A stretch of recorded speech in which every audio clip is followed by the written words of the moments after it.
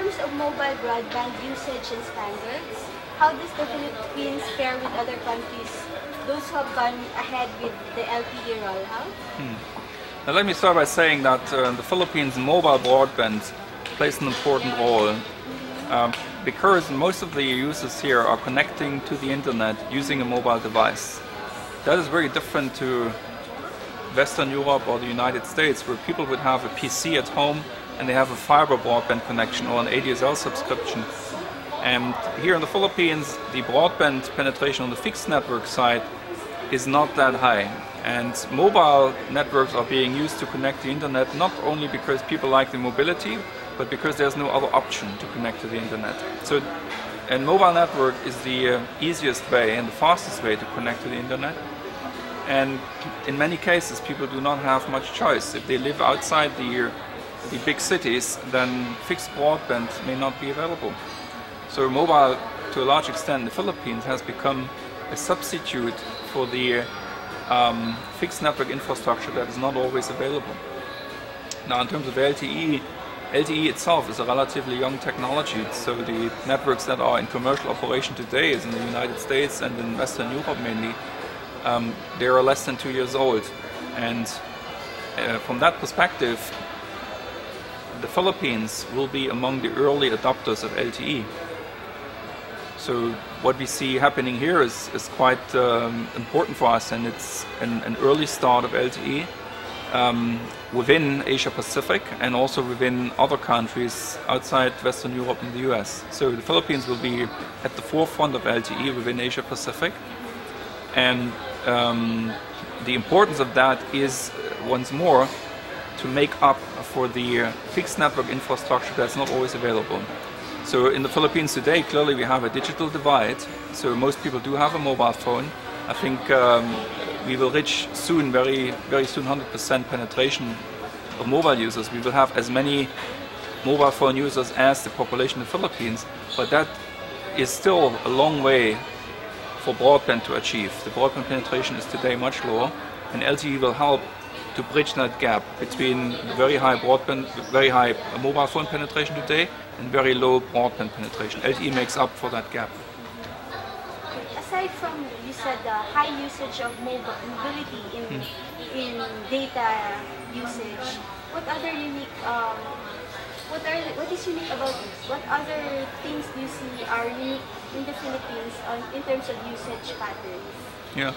I mean, to start with, the Philippines, the average age here is very low, so it's a very young population. Unlike in my home country, the average age is 46.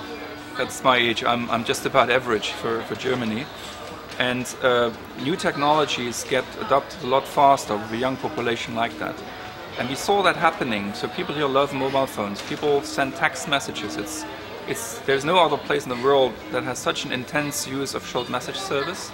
And that is in part because the population here is so young. They're at ease. So if you think of our parents, they find it hard to send text messages, and that will continue with sending photos over the internet. So a young generation in the Philippines definitely plays a role in a very fast adoption of new technologies such as mobile broadband and LTE. That helps definitely. And the second aspect that drives a faster adoption of mobile broadband in the Philippines is again that the fixed network infrastructure does not cater for each and every region, but only for the dense urban areas, the bigger cities. So both these together definitely will be a key driver in the Philippines. What do you think is key to LTE's adoption worldwide and locally? I think worldwide and locally, the importance is that the network infrastructure is being built, and we see the large companies like Globe and Smart are building their LTE networks. But in order for LTE to be successful, it takes more than the networks. It takes the whole ecosystem around that. And the ecosystem starts with the device. So it's important that devices become available, and not just available, but also affordable. So the availability, the wide availability, different options of mobile phones, and the affordability is a key factor for the success of LTE. And secondly, I see LTE requires a huge amount of radio spectrum. So the performance of LTE depends on the assignment of radio spectrum, which is a regulatory task. So the second element in that ecosystem aside from the network and the handset, is clearly the regulatory environment.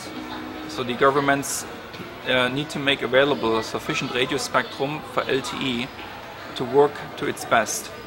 And we see these steps now happening, and we see that in several parts of the Asia-Pacific ecosystem, governments have gone ahead launching LTE auctions. So in India, for example, the government already conducted an auction about 2 years ago, so spectrum has been assigned.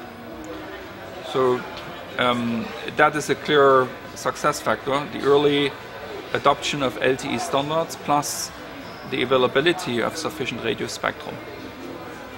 When do you see 4G LTE surpassing or equaling that of 3G's reach, if at all? Yeah, it will. So what we see is that probably LTE, like I presented this in my presentation today, you saw that the LTE adaptation curve is a lot steeper than what we saw in 3G. So 3G took a very long time to succeed and to surpass eventually 2G. The reason here was, again, the ecosystem. The devices were not really available, and those that became available were not affordable. And at the same time, I think the whole industry was not really prepared for mobile broadband. Mobile broadband was something that people had to learn and make part of their life. Today, mobile broadband is part of our life, so whenever there is an offering, we would like to have it. And secondly, we see the devices becoming available very quickly, and they're also affordable. So probably I would see that 3G, there is still some growth. UMTS will still grow a bit, but the largest part of the growth will be LTE, and probably LTE will surpass the 3G in about 5 years from now.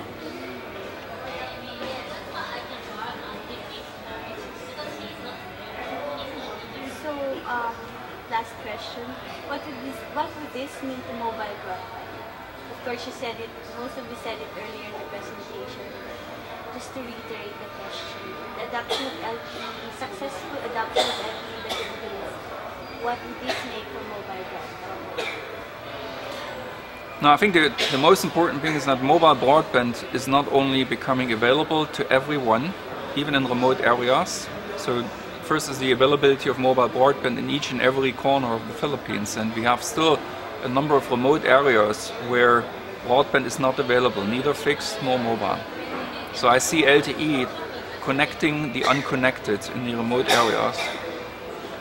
And secondly, I see LTE providing that broadband service also in a way that is affordable for most people. So I think in the Philippines is a country where many people, many subscribers make a conscious choice between topping up their prepaid subscription or having a good meal for lunch. And in such environment, it is absolutely important that the service is not only technically available, but also affordable.